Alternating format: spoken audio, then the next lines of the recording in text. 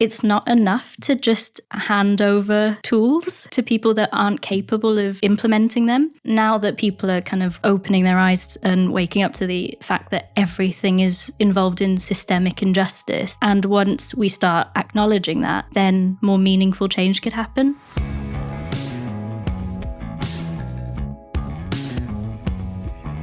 This is the Boxoffice Podcast.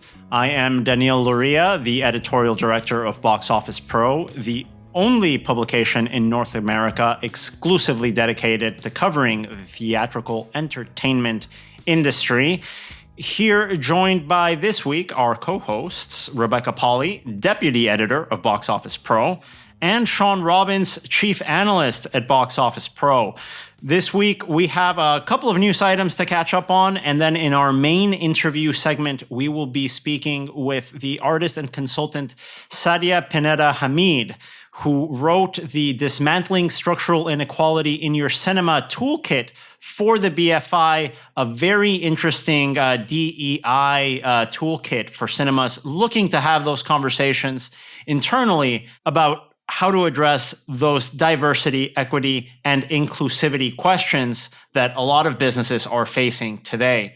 But before we get to our main segment interview, Rebecca, Shawn, how are you guys doing? I guess I expected there to be more changes in the last week than we've seen. I feel like after the bombshell that was last week with the back-to-back news of Regal reopening, their Warner Brothers deal, and then Disney's decision on Black Widow and Luca. This feels relatively low-key by comparison. It'll be a nice, chill episode, guys. Yeah, thankfully we're recording this and so far haven't received any major release updates that we did last Tuesday. So knock on wood, the rest of the day will play out a little bit differently than last Tuesday. It was certainly a stressful second half of the week last week in exhibition with the bombshell news that Disney would be moving Black Widow to July, making it a day-and-date PVOD release, along with their title Cruella, which stayed on that May 28th date, but unfortunately moving Pixar's Luca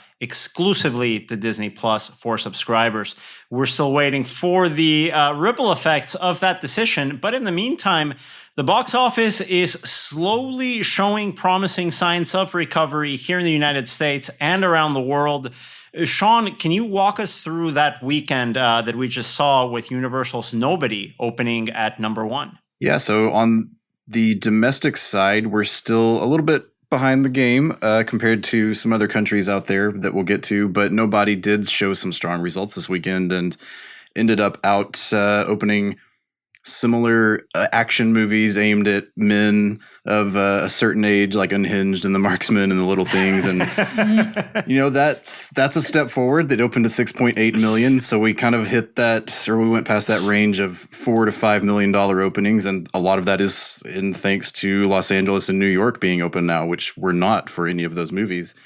And it has positive word of mouth on top of that. So it should hang around for the next, few months. It will have some competition coming into the market, but without really much else out there, it's another positive step forward. And it's from Universal, a studio that a year ago we might not have thought about talking about it this way, but it's been one of the major studios to stick with putting films into theaters exclusively for at least some period of time during the pandemic.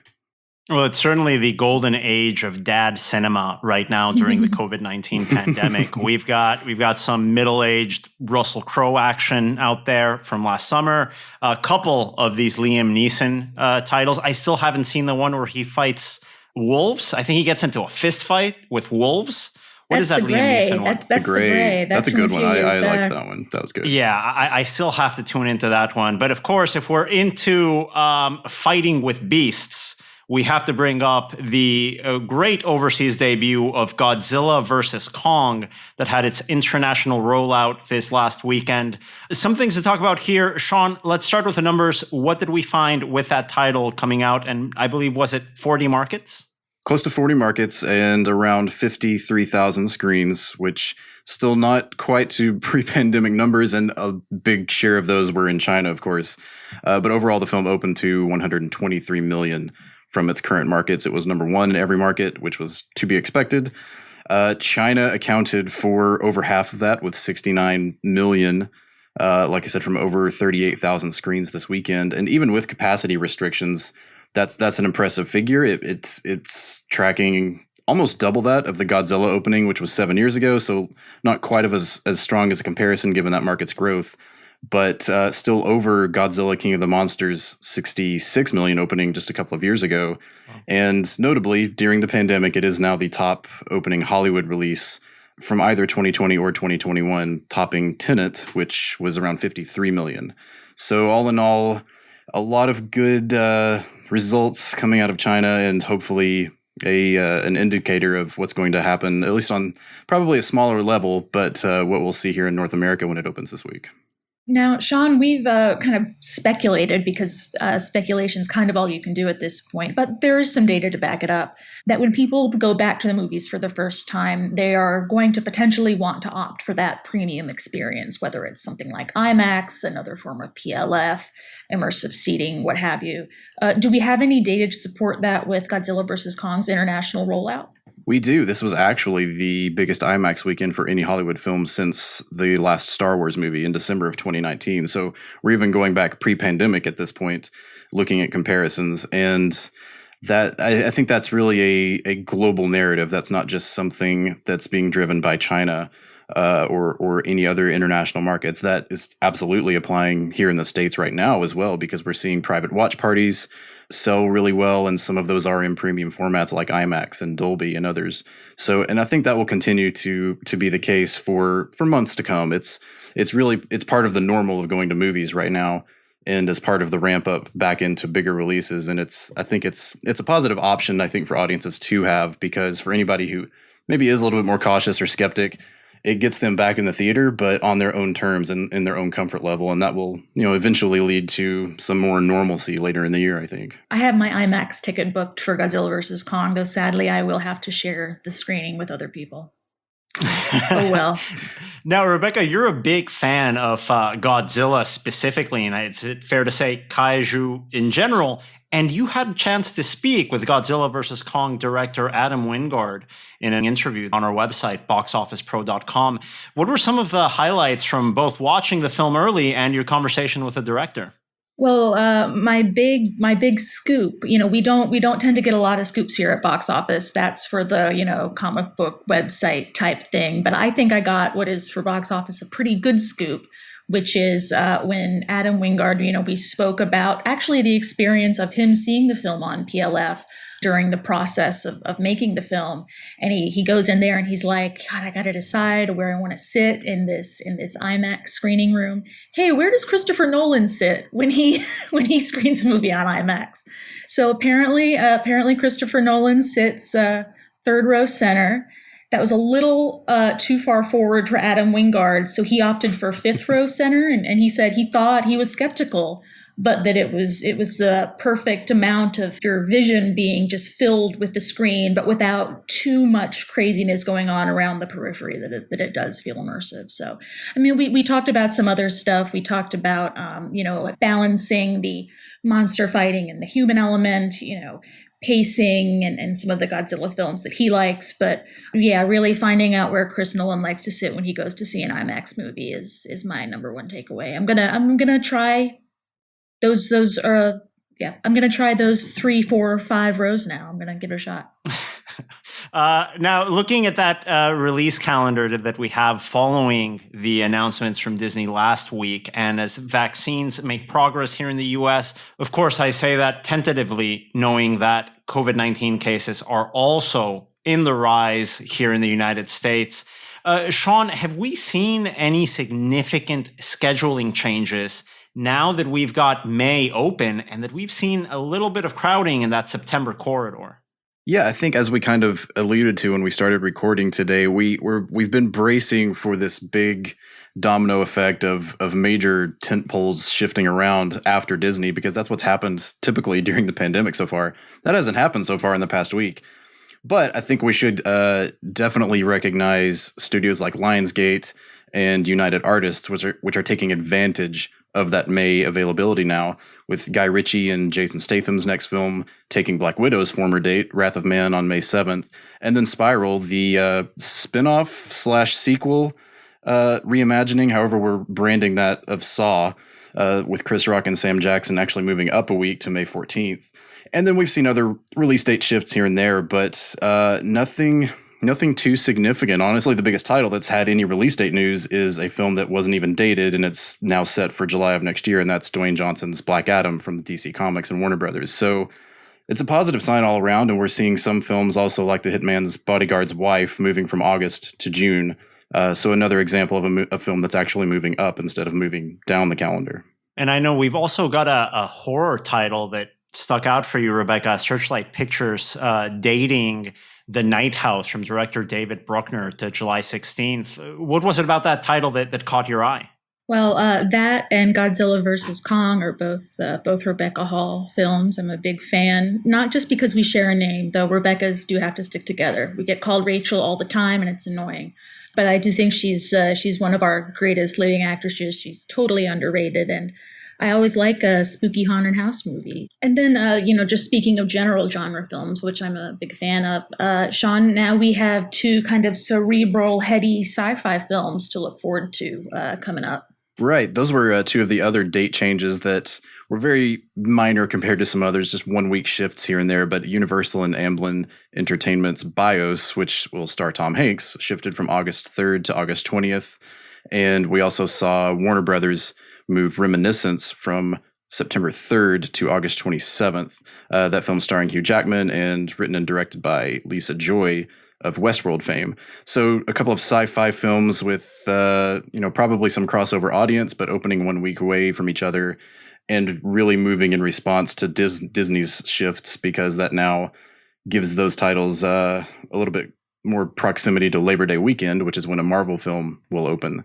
So we really see that back end of summer packing up very quickly, and at this point, the start of fall, which really might end up being the second half of summer for all intents and purposes. 1-2 punch of Tom Hanks and Hugh Jackman at the box office. You love to see it. Who doesn't love both of those guys?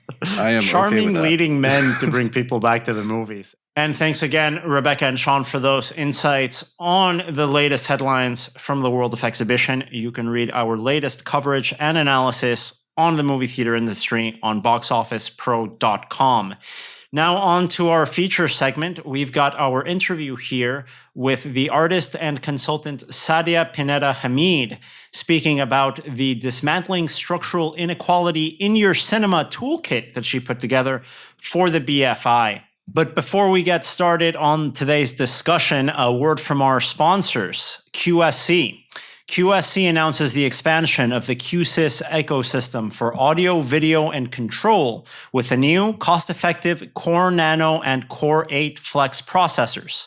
Far beyond a conventional cinema processor, QSys is a complete ecosystem that allows you to control and monitor audio and video content delivery just about anywhere throughout the cinema complex. Visit qsc.com/podcast for more information. That is qsc.com/podcast. Sadia, thanks so much for joining us. I really loved the Diversity and Inclusion Toolkit, and I really encourage our listeners to read it. There will be a link to it in the description. But can you just give us some background on your background working in this, diversity and inclusion space in the cinema industry, and how you came to write this document for the BFI? Yeah, so I'm an artist and I work with film and visual mediums, and in Wales and in Cardiff. So as an artist, I got to know a lot of different organisations, including in the cinema world and theatre and also the visual arts. And I also happen to be kind of interested in activism. I'm not sure I'd call myself an activist. I suppose when I see something that's not quite right in an institution, I'm a bit outspoken and I mention it to someone I know who works there. And in a way, particularly post the resurgence of Black Lives Matter last year, a lot of artists of colour have just fallen into diversity and consultancy work just because we know what we want. And also, if the sector isn't really paying our bills as artists and filmmakers, at least we can get something from telling them how they could start paying us better. So that's how I kind of fell into consultancy, is just through kind of wanting to see some change. And Film Hub Wales, which is a kind of local sector of the BFI, reached out to me asking me if I'd want to develop this toolkit with them. So tell us a bit about the toolkit, because obviously when we talk about diversity, equity, and inclusion, there's two ways that I think it might be approached here among cinemas in the United States especially. The first way is we saw a lot of brands go out on social media platforms, express their support, and then have some sort of vague addressing of, and we're going to look at things institutionally. And the second side of that equation is that this can be actually a little bit intimidating, especially for cinemas that aren't large corporate chains, that aren't large circuits. It can be a little bit daunting. How do you start these conversations? How do we approach this in the right tone? Could you tell us of your approach in putting this together? Yeah, so I was commissioned to do it about 2 years ago. And at first it was, do you want to make a toolkit asking people how to treat people of color better in cinemas? And I thought, yes. There are enough strategies and tools to do that, make it fairly easy. And then the toolkit got postponed, mostly my fault for kind of being too busy. And I only really started thinking about it again with Taki and Hannah from Film Hub Wales, again around the time of the resurgence of the Black Lives Matter movement. And we realized that it's not enough to just hand over tools to people that aren't capable of implementing them. And actually, now that people are kind of opening their eyes and waking up to the fact that everything is kind of involved in systemic injustice, and the fact that a kind of maybe an Asian person doesn't feel welcome in your cinema, or an African person doesn't feel welcome with what you're screening, that's all tied into a more systemic thing. And once we start acknowledging that, then more meaningful change could happen. So we rewrote our proposal for this toolkit, and it went from being, here are some tips on how to be more welcoming, to this will be the last toolkit you'll ever need, hopefully, as a cinema. I really did enjoy that about the toolkit, that you did not approach it from a perspective of, here are 10 easy things your cinema can do to break free of systemic racism. Like it's a deeper problem than that, and one that takes a lot of soul searching, I think. And so your toolkit, obviously, your experience, and it's written for cinemas in the UK. Reading it, there was a lot of input from community cinemas, from, smaller groups, looking at places in the UK and in the US or really around the world where you have these bigger chains, these bigger groups, where an individual GM or an individual person who might see something and say, hey, I think we can change this. I think we can do this better. But they don't necessarily have like a contact at the C-suite. What can individual people do in these larger chains to affect change, or start to affect change, or start to have those conversations going on? Yeah, it's an interesting one. With writing the toolkit, I did have in mind the different people that would be reading it, because I want all the CEOs and directors to be reading it, but most likely it's going to be a engagement officer, or even maybe an engagement assistant that's like one of the most underpaid people in their organization. They're usually tasked with things like this. Or it might, while I want to reach the kind of big corporations, it's probably going to be read by a small grassroots cinema that just wants to do their best. So I wanted to keep in mind how to approach all those different audiences. My kind of strategy with speaking to all people at once is to let people feel empowered and capable in what position they're in. So in the toolkit, I kind of posture that if you're an assistant or an intern or underpaid, gain a sort of solidarity with other people in your workplace who feel the same, but actually aren't as much of a risk at losing their job if they bring up something as crazy as, hey, let's talk about systemic racism.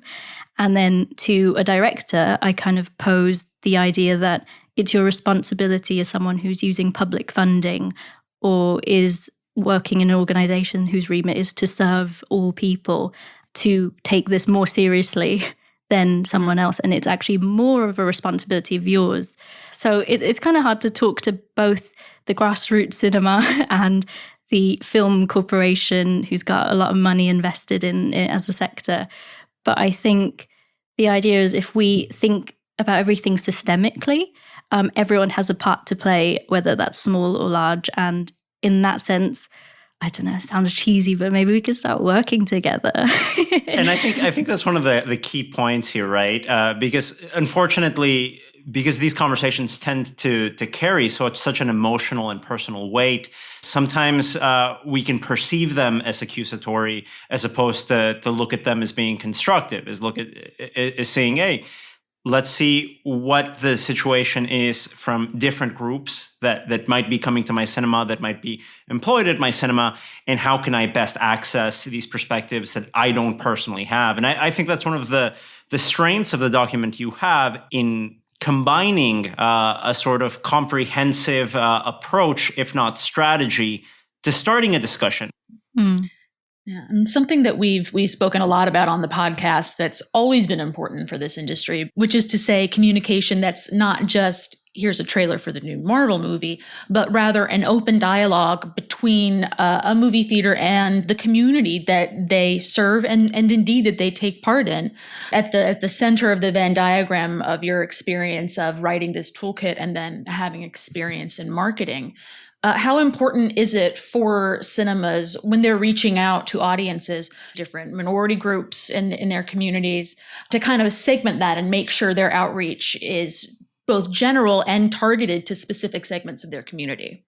Yeah, so one thing that I really stress in the toolkit is the difference between marketing and outreach, where marketing is how you advertise and gain profit and reach enough people to buy tickets. And outreach is completely separate from that. It's about relationship building, showing the community that you're situated in why you deserve to take up space there because you're offering them the service. The importance of outreach is that by building a friendship, it opens a much more honest flow of communication where it's harder to offend someone because they're involved in the conversation. They get a say in it.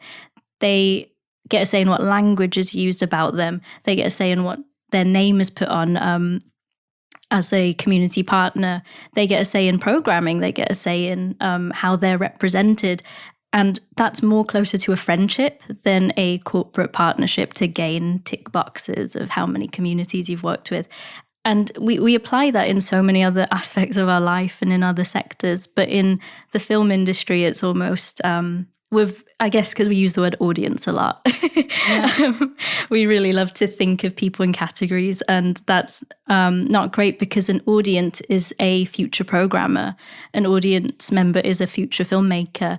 They're not just consumers of a product. And when we start to look at that, we realize how important it is for those people to feel adequately and honestly represented and provided with opportunities to train and join the industry because they're not passive. So now in the US, many theaters are opening back up after a period of having been closed for months. I know in the UK, you're still looking at mid-May tentatively. Within this period of shutdown, we've seen a lot of cinemas kind of step back and reassess how they work, reassess how they operate and how they're organized.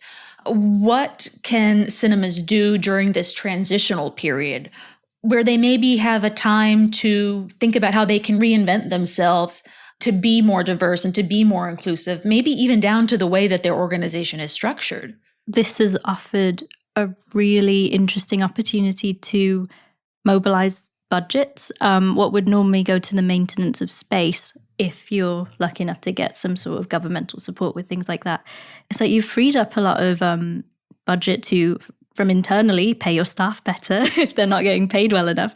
But in terms of programming, you've got all this money to commission freelancers and smaller filmmakers to respond to films. You've got money to kind of put into the industry by funding artists to create or research. You can fund academics to kind of help educate people on histories of cinema. You've got money to put back into the communities that we kind of sometimes tokenize as cinemas, to kind of give back to them and say, we're not just using you as an audience. You've got resources to offer training if people want to become filmmakers and want to find out how to get involved, or if they want to become programmers and curators.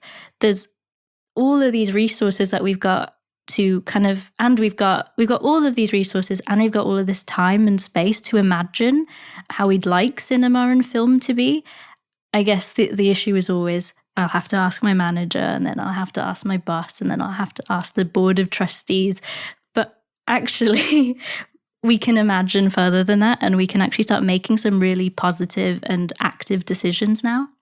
That's great. I mean, even in this period now, looking at these community groups, what you spoke to about creating a real relationship and a friendship and not just some kind of transactional partnership. Like, look to these groups and see, do they need space to host an event? Do they need, assistance to do something that they need to do? And that's something that we see some cinemas do, but I think God, if there's one thing cinemas have, it's a lot of space. And right now, as we're reallocating and reimagining what the cinema experience is like, what your private rentals business is like. We've seen that become a lifeline for a lot of exhibitors in not really marketing content, but going out and letting people know that, hey, we've got this cinema space right here, and these private rentals can be something for you. How you have that conversation changes. I think if we look at the US market, for example, where 1 out of every 4 tickets sold is to a Latin American or Hispanic person, I think there is a great interest, not only in investing time and money, as Sadia puts in, because it's the right thing to do, but there is also a financial reward if you make sure people feel included in your space. And I think, especially with the private rentals, this might be a great step forward with the right strategy. Yeah, absolutely. I mean, it's still an industry, and we're still happy to be audiences and pay money for tickets to see the latest blockbuster. We're not, there's also this fear of like falling into this trap where people of color or disabled people or queer people are just seen as like a special interest group, when really we are like we make up the majority of the global cinema audience. But what this really opens up is this idea that as we slowly open up the physical spaces, how can we treat those audiences more equally? How can we not tokenize them in advertising now? How can we create safe spaces? How can we integrate dementia screenings and relaxed screenings and screenings that allow children and talking and food back in? Because we've got a limited number of people who can be in a large space. We could do loads more screenings and really experiment with what people actually want. That's a key thing, right? I mean, sometimes this conversation of inclusivity gets politicized to a point where it can be part of a culture war about being politically correct, rather than just addressing, hey, how can we bring as many people into our space and have them feel as welcome and as comfortable as possible? This isn't a culture war. This isn't the conversation where there are sides to it. Inclusivity is literally just that, is trying to make people as welcome and comfortable as possible in your physical space. And I think it's in the best interest of any business and any industry to adapt to that. In the toolkit, I talk a lot about personhood and how, as much as this toolkit is aimed towards welcoming in people of color or disabled people or intersections between these, it is actually more so about just treating people like people. And that involves asking them. I mean, I remember in the toolkit asking them what terms they want to be referred as, asking them what kind of movies would you like to see to get involved in programming, and if they're doing that work, to pay them for their work. I mean, just really respecting people, which shouldn't be that controversial a thing. Yeah, absolutely. In the toolkit, I even talk about how this whole idea of what to call people, what to call different groups of people, is such an issue with people wanting to be politically correct. But I make a point in the toolkit to say that if you have a good enough relationship with that audience and you have a track record of welcoming them in your space and providing resources, that you don't need to even worry about what term you call them, because they're just friends and collaborators and artists, and they're not any type of demographic. And how all these terms, even from like queer to the acronyms of LGBTQI, then no one chose to be called these things. It's only through like lawmaking, and when people finally get a chance to have an input into policies about themselves, we just have to accept some of these terms or use it to be able to speak to them. But no one chooses any of these terms. And it's just a bit, I don't know. I hate that the conversation always gets so focused on political correctness and should I be calling this person black or brown or not. And it's like, It's not that it's at a certain point it's splitting hairs. Like, let's just get to the actual conversation here. Yeah, exactly. It clouds, I think, actionable insights. It clouds systemic processes to be implemented once we get caught down in the details, right? And I think that's one of the situations that, unfortunately, we get a topic that should not be political. Inclusivity is not a political topic, and we tend to buy into these narratives that ultimately just work against us. Sadia, thanks so much for joining us. Again, you can find the link to the toolkit in the description of this podcast episode. Thank you so much. It's been really great speaking to you. Thank you. And thank you again to our guest, Sadia Pineda Hameed, for those insights. You can find that diversity, equity, and inclusivity toolkit for your cinema at inclusivecinema.org. A lot of interesting insights there. This week, the Box Office Podcast was sponsored by our partners at QSC. To find out more about their services, please visit qsc.com/podcast to get all the details on their latest offerings. The Box Office Podcast is produced by myself and Rebecca Pahle over at Box Office Pro in collaboration with our colleagues at the Box Office Company and the Box Office Studios and our partners at Record Edit Podcast. And don't forget to subscribe, rate, and review us. And don't forget to tune in next week for our next episode of the Box Office Podcast. Thanks for listening.